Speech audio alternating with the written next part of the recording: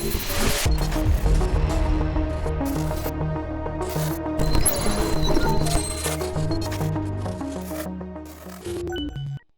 to the Silicon Slopes Live.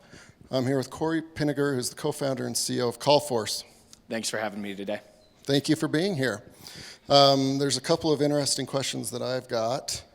We've got a lot of folks in the audience. We'll open it up at the end to some Q&A. And if we don't get to those interesting questions, hopefully you guys do. So keep that in mind. Tell us about CallForce, the origination, the founding story. What do you guys do? We can dive into the founding story, and we can kind of talk about what we do. Just to kind of give a quick summary of what we do at CallForce, we do patient services for dental practices primarily, but more focused within retail healthcare. That would go over dermatology, veterinary, chiropractic, and our goal is to provide optimized service levels for these healthcare practices. So a big issue that these small shops face is that they miss an enormous amount of phone calls, or that they have overdue patients within dental that are not called, or they have unscheduled treatment. So a specific data point that exists within the dental world is a practice that does $1 million a year in revenue actually sits on $2.4 million of unscheduled treatment in a year. So our goal is to provide services, and they're really time-consuming and human capital intensive, where we can have an agent behind the scenes from 5 to 7:30 your time that calls from your practice and actually schedules these overdue or unscheduled patients into your system, so that when you show up the next day, you're providing the optimal amount of treatment. And it's really hard for these dental offices when they're 5 or 6 people to actually run at a very optimal rate. So we believe with our hundreds of employees behind the scenes that we can help get more overdue patients in, that we can help answer more overflow phone calls. And so we provide a very simple and unsexy service that really drives a lot of revenue, profit, and better healthcare for patients. Well, it's not overly sexy maybe from the industry or business perspective, but for the dental office and the dentist it is, right? Because they make a lot more money. Yeah, and what's interesting to me about, so really we fall in like the contact center industry, and what's interesting about that to me is a lot of your world's top talent today is driven towards software because of the multiples and valuations that they receive. And I believe that the contact center world and the patient services world is ripe for innovation, and there's a lot that can be done significantly better. And so what gives me a lot of passion about what we do is there's not been a lot of innovation over the last 10 or 20 years. And so can we get in there and do it differently? Can we help get the right patients who are actually ready to accept and receive treatment in the chair and actually likely to show up? And I think that's going to be a game changer across what we do. Yeah, for sure. All right, let's talk about the birth of CallForce. So it wasn't an Einstein moment for us. It was back in December or November of 2016. At that time, I was going to BYU studying economics. Never graduated. Bummer. And I was working at Weave at the time under Brandon and Jared. And in November and December, there was a point where a significant number of employees, I believe about 40% of the company, was laid off. And so Brandon and Jared actually approached my co-founder and I, Casey Henson, and said, would you be interested in acquiring what they called Recall Solutions? So before Weave founded, I believe in 2012, in 2008, Brandon and Jared started a company called Recall Solutions, which really was taking your overdue hygiene list and from 5 to 7:30 at night placing these calls. That is the company that really led to the growth into what Weave is to today. And so in December of 2016, they were reducing headcount significantly. And instead of just shuttering the Recall Solutions department, they approached Casey and I, we were both college students at the time, and said, would you be intrigued in purchasing this company for $1? And I think at the time, if you looked at the books previously, it was probably doing about $150,000 a year. I think there was 4 or 5 employees, so it was a steal of a deal. It was cash flow positive. There was 0 strings attached, which, when you really think about it, is amazing to purchase a very small business for a nominal amount of cash. So it wasn't an Einstein moment for us. We were able to acquire this business. I remember going to my dad. I had a job offer from Goldman Sachs to do sovereign credit risk at that time, and going to my dad and saying, hey, we've got this really cool opportunity to take over this business called Recall Solutions. What do you think? And my dad was like, this is the dumbest idea I've ever heard of, which was the motivation to make it work. And so we took it over in January of 2017 and started growing, and that first year was brutal. In what ways? I mean, we had no clue what we were doing. No clue at all. I remember thinking, we had 30 or 40 customers and a decent amount of cash flow, and the business would just, naturally start spitting off millions of dollars, but we had no clue how to take our product or service to market. We were also not familiar with the dental world at the time, so we didn't know how we could better our product or service. So I think we were also fortunate for this because we didn't come in with a lot of predisposed knowledge on how our product, service, or company should work. So we were innovative in a way that we just punched the wall, and where we created holes, we believed that was success. And so we started driving after those more and more. And so I look at our go-to-market strategy today, and it's very different compared to a lot in our industry because we just didn't know what we were doing, and we found creative and unique ways by chance that we could grow our business. And our services really evolved by being on the ground level every day and talking to our customers and saying, well, what do you need next? We started with one service. Today we have 5 services, and those have really come from talking to our customers saying, how can we become a more sticky solution for you? All right. These are the journeys I like to hear about. So we obviously can't go over the last 4 or 5 years, but you punch the wall, and sometimes it punches back, but sometimes you knock a hole in it. It mostly punches back. Yeah. But you knocked a couple of holes into the wall, possibly like key milestones in the company. Hit on 1 or 2 of those where it was an aha moment, or the shoe fell and you had a good strategy and you could move forward. Yeah, so within the dental realm and really within retail healthcare, there's a lot of Facebook groups where chiropractors, dermatologists, dentists go online. Instead of having an online forum, they go to these created Facebook groups and they begin to correspond. And we fell onto those pretty early and started working with the moderators. And so what we found is if we had a quality relationship with the group owner or moderator, they were able to push our product or service because of it. And we built reputations with these groups of 10 or 20,000 dentists. And then when one would have a very successful month with us, they'd go in there and say, hey, this month I had 42 overdue patients scheduled by CallForce. And because of that, because there was very organic commentary about what we were doing, we'd see a massive landslide of new customers. And we weren't paying to do that as well. We've never raised private equity money. We've never raised venture capital money to date. And so we were able to grow at a very low customer acquisition cost. And I think that's really where the ball started to roll for us. We saw some growth in our initial vertical, and then that allowed us to really begin to look into other areas to grow our business. Yeah.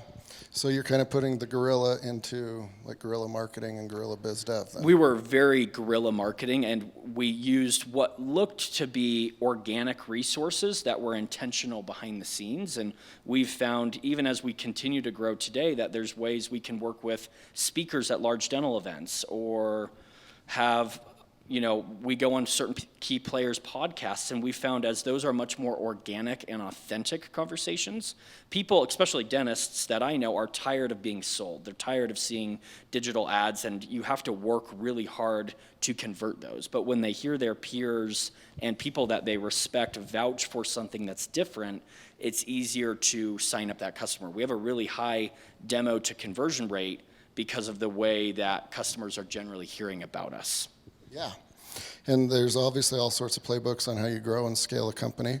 You guys probably have your own chapter there and how to finagle your way into these forums and chapters. And it's like somebody looks at your lawn and is like, that's a beautiful lawn. How did you do that? Oh, I paid this guy. All right, I'll just pay that guy as well, right? Similar? Yeah. Very cool. All right, so admittedly you didn't know what you were doing. Still don't know what we're doing. Okay. First year was rough, but you guys are now up to 185 employees, correct? So you're doing stuff right, and you're also bootstrapped.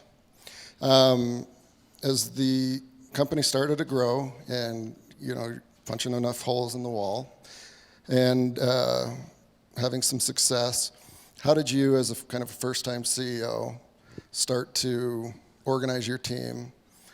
Where did you put your time and effort as far as into strategy? How did you grow into being a first-time CEO?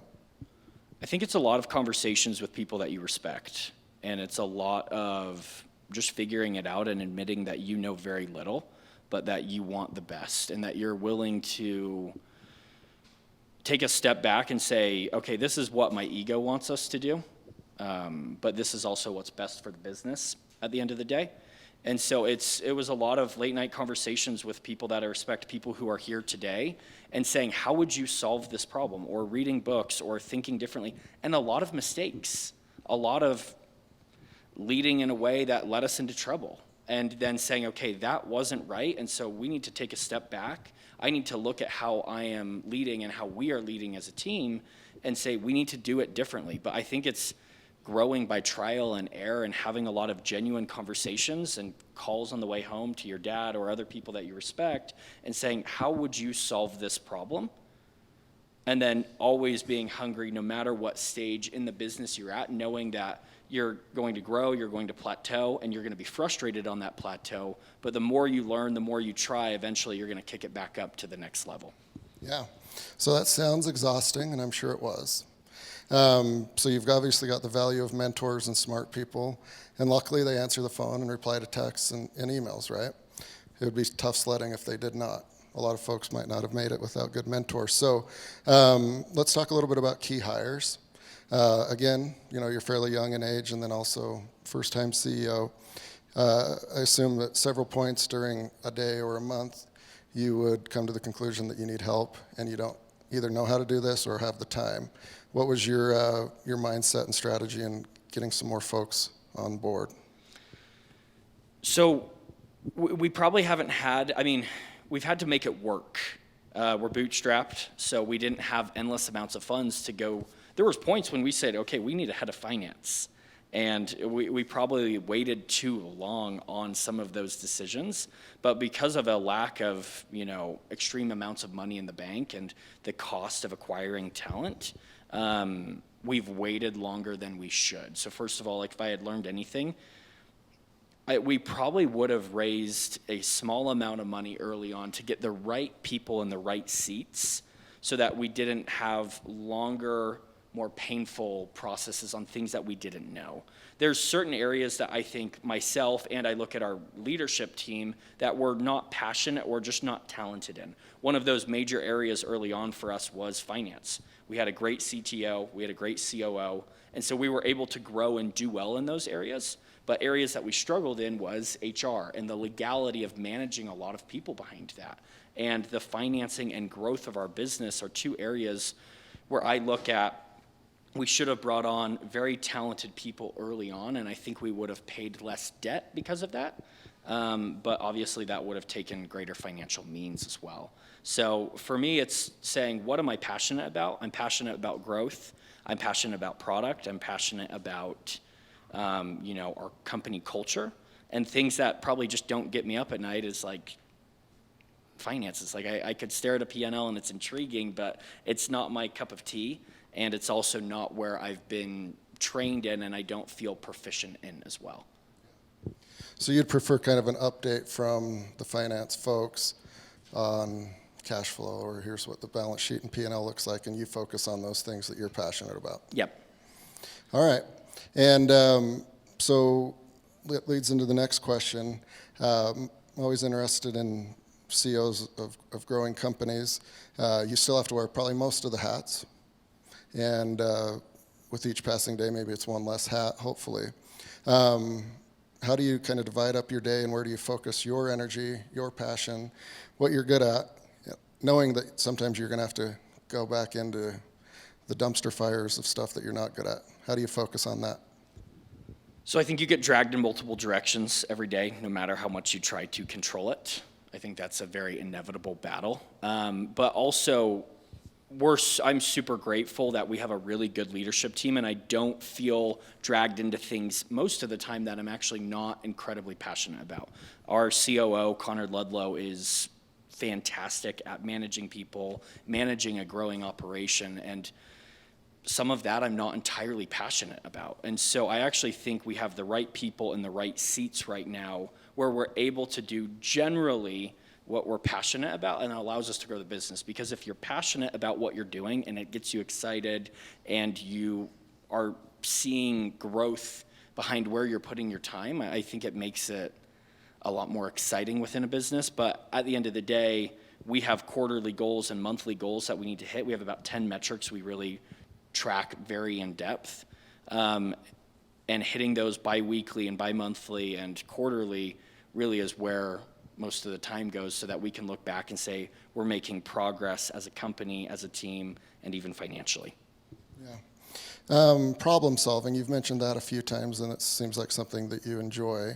How often do kind of big problems bubble up, and how do you guys eat the elephant, as it were? Like, everyone's got different strategies with the executive team or them personally about how you do it, but what's the problem-solving methodology? So we operate on a system called EOS. It's called the Entrepreneurial Operating System. It's a book called Traction by Gino Wickman. So that's actually how we methodically go through of saying, okay, here's our goal. What are obstacles that are in the way of us solving this problem?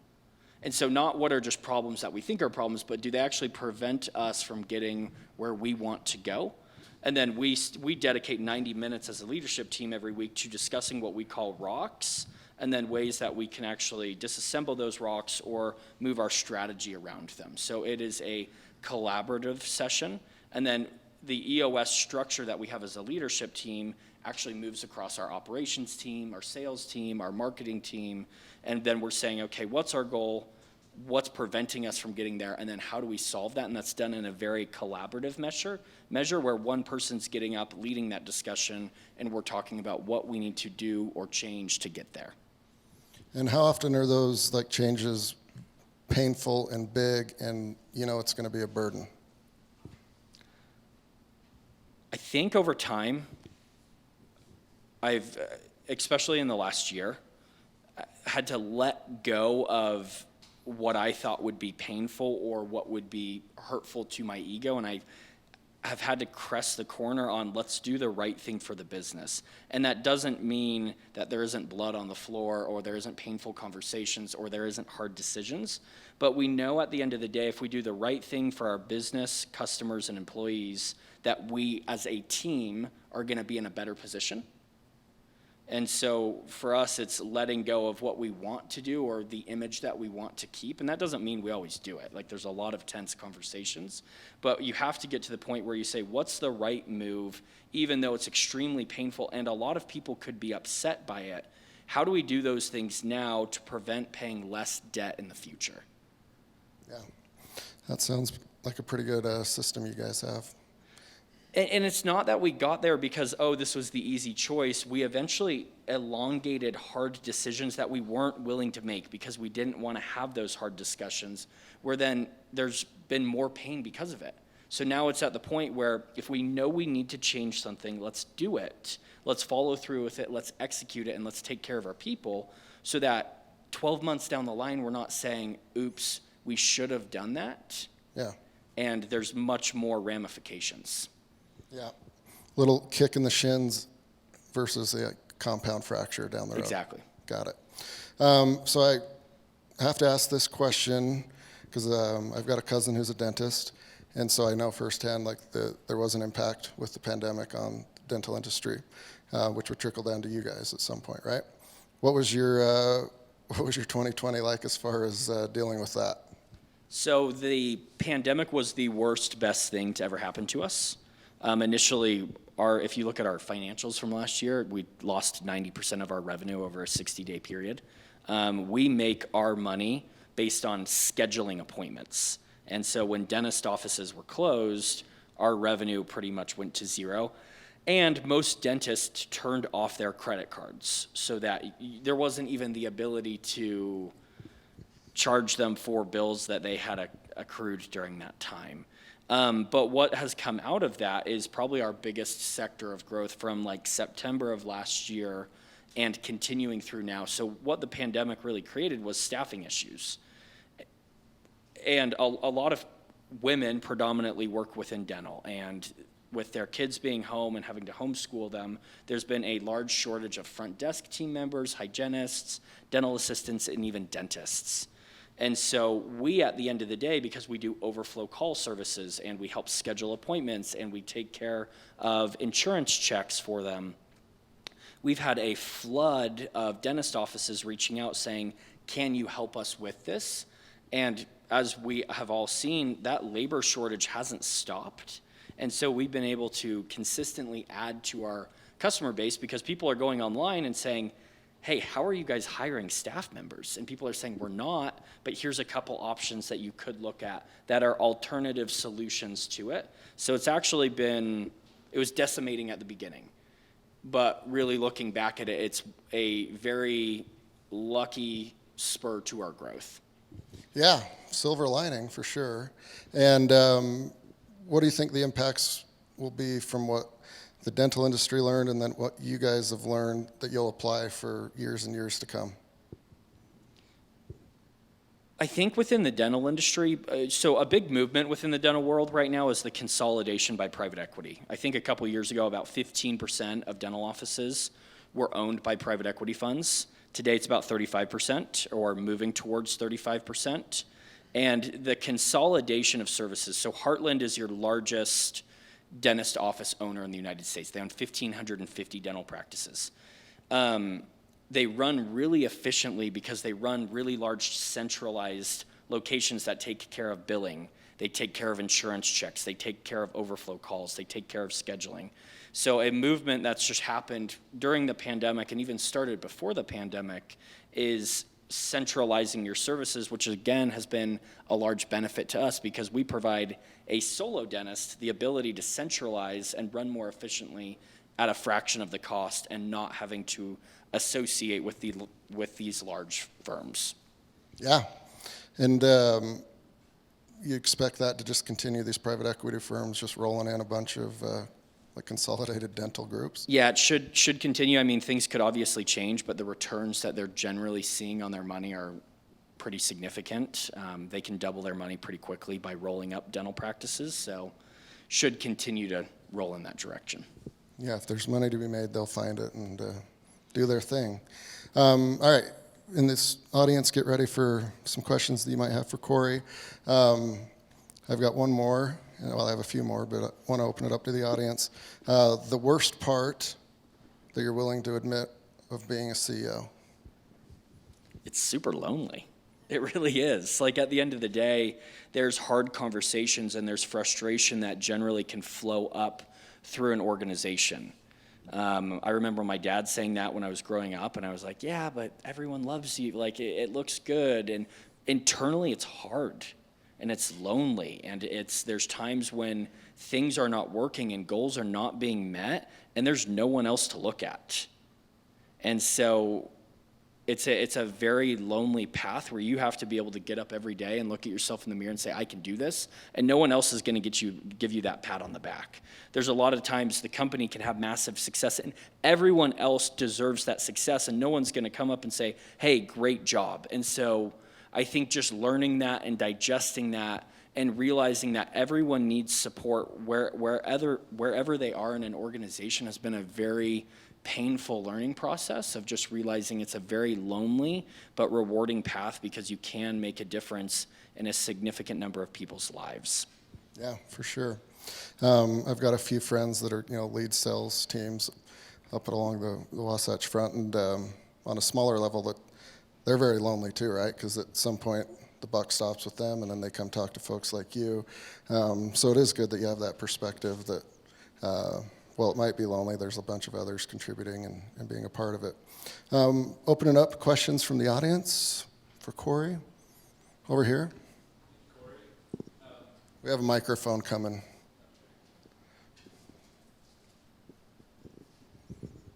yeah, You're just heading into that phase where you start to see a lot of that departmentalizing, right? And then a lot of systems start to break because you've grown so successfully that you outgrow a lot of what you've built.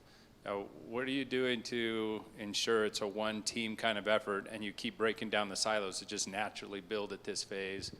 And, you know, are there any system tricks? And that this is kind of that IT, your CTO may have some of these answers, but key things you're having to change to help that keep up with the growth. You know, they're just keeping up with growth's hard. We're consistently having to look at how can we pave a road ahead of where we are. And I think there's been a couple points where we've looked back and we're saying we're riding on a road that's not been built. So much more of our leadership conversations now, and we're fortunate to be there, of where are we going to be in 6 months and how do we have the systems and structure to be there. And a big issue that we face is because we have 5 services, those run as separate divisions within our company. And sometimes it can feel like there's 5 companies within the companies and they're very fragmented. So something that we're working on now is saying, how do we run a unified company while also running different divisions and departments where we're moving towards one team and one dream and not individual departments and successes. And to say that we had the answer on that or have the answer on that is wrong, but we're working as a team really to unify what we're doing so that it's not so fragmented. Yeah. Any other question? Right there. You're just waiting for me. I apologize if I missed this, if you mentioned this before, but you talked about being lonely at the top, and I've had that feeling for many years. But it sounds like you're also a private company. Do you have a board of directors? We do not. You do not at this point. Okay. I found them to be very resourceful in different organizations that I've been with, and they brought a lot of expertise. I know the circumstances may be different company to company. Some boards aren't paid, others are paid, and you know, there's a scale for that too, depending on the size of the company. I'm just sharing with you, that's been invaluable to me. It's a discussion that we've even had internally of where we want to head. I think a big issue that we face is being sucked into the day-to-day operations of the business and then also setting that long-term structure. We would love to have a board of directors, and I think it would hold us more accountable and more focused. The balance that we've played internally sometimes is, okay, there's so many day-to-day fires that we're facing. How do we also build out this long-term structure while getting the right people on board that we both will make each other more successful? So I totally agree with what you're saying. Yeah. Up here in the front.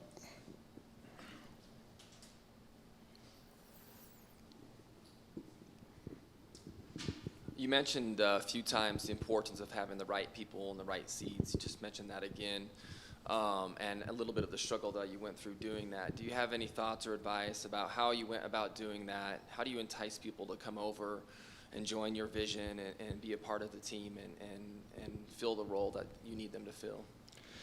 I mean, I think it really comes down to the vision and that you're selling your vision at the end of the day, not in a way that you're misleading people. But when we look at what we do within patient services, I could say, hey, come join our call center. It's super fun. We have a lot of people. Like you can make it what to be, or you can say, our goal is through data to get the right people in the right seats at the right time, patient-wise, and there's technology and systems and data that we need to do to get there.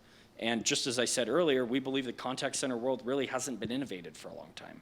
So when we're talking to people, and a lot of the time they're coming from being a sales leader or a product leader at a software company around here, we're saying this is different. And though this isn't the norm of what's been very popular, we believe that there's more room for innovation and growth. And because we're a small company, we can take a very talented individual in a large corporate structure and give them much more runway in our company and say, hey, we're going to hire you, we're going to get the heck out of the way, and we believe that if we get the right structure to do that, we're all going to be successful. So it's about finding people who are passionate and aligned with your vision, and then creating the structure where they can succeed and you're not living over their shoulder, making sure things are going left or right. Yeah. Up here in the front. Hey, Cory. I'm in a similar industry as you are, and I know that it's not SaaS. There's not a lot of money flowing around. You mentioned 10 KPIs that you guys measure internally. What's your balance between inward-facing and customer-facing? Because oftentimes there's a temptation it's difficult to be totally customer focused at the detriment of the company's survival in call center.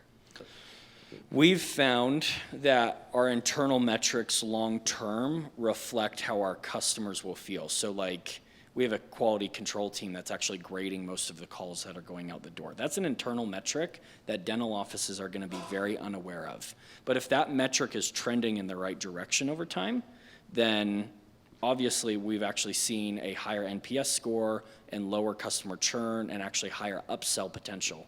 So my personal belief is if on the inside we are steadying the ship in the right direction, then, and it's in the best interest of your customer, that swings everything in the right direction. But if you looked at our 10 KPIs, they're probably half and half. But I think more of our discussion as a leadership team is internal, because we know actually what's happening behind those closed doors is what's key to the product going out the door. And how our employees feel about us, because we're very call center heavy, and the energy that we have internally is actually the way that our clients and patients get treated on the phone. So we're very internally focused, knowing that that's the product that we're going to be pushing out the door. These have been good questions. One or two more? I guess Emma will decide.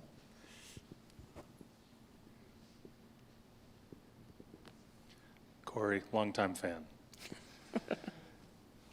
Curious, you mentioned it can be difficult from the day-to-day fires to step back and look long-term vision. So being that you're not having to deal with any fires right now, and I'm sure in your off time you don't stop thinking about the company, where do you see things going? Where do you see CallForce evolving?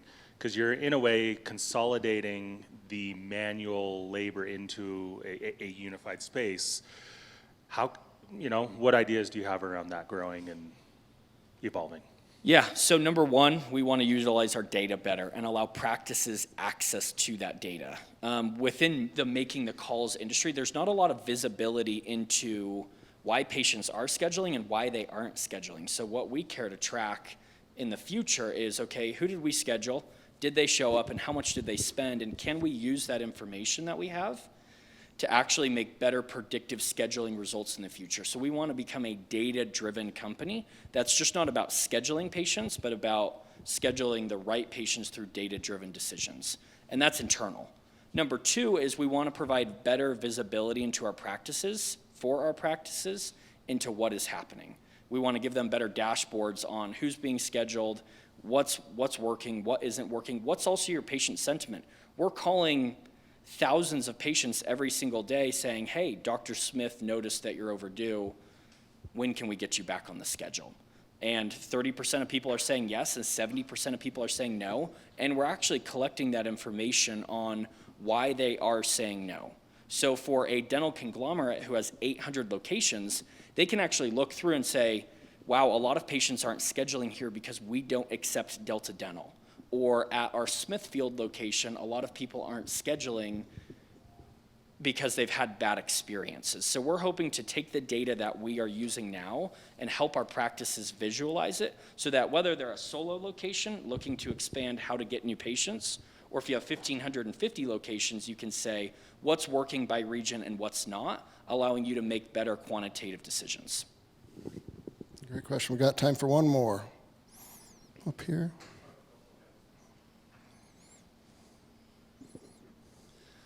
I'm curious to know how the technology plays. I mean, you're improving the processes for these customers that you've got. What role does technology play in that? How are you managing to efficiently fill those slots for the providers that you're doing this for? So a lot of the difference that we have, being very honest, is just the ability to dial as a call center. So there's large infrastructure call center softwares out there, such as Nice and Contact or Five9, where we could take a list of 10,000 overdue patients and power dial through that. And we have information more ready at our fingertips. While a solo dentist office, when they're dialing and pulling that information from paper reports, is able to make about 21.4 calls an hour. So a lot of the technology that we've built just allows us to move a lot quicker and more efficiently, and the technology that we're building then is allowing us to select the prime time opportunities of revenue generation opportunities for practices. So there's a portion that we've built, and then a large portion that we're licensing that just makes us more efficient in what we're doing. Very cool. So it is a little bit sexier than what you said at the beginning. Sort of, but it's a lot of people at Sure. the end of the day. Very cool. Thank you so much, Cory, for Thank joining you. us today. That's fun, and congrats on all the success that you and your team have achieved up to today. Thank you.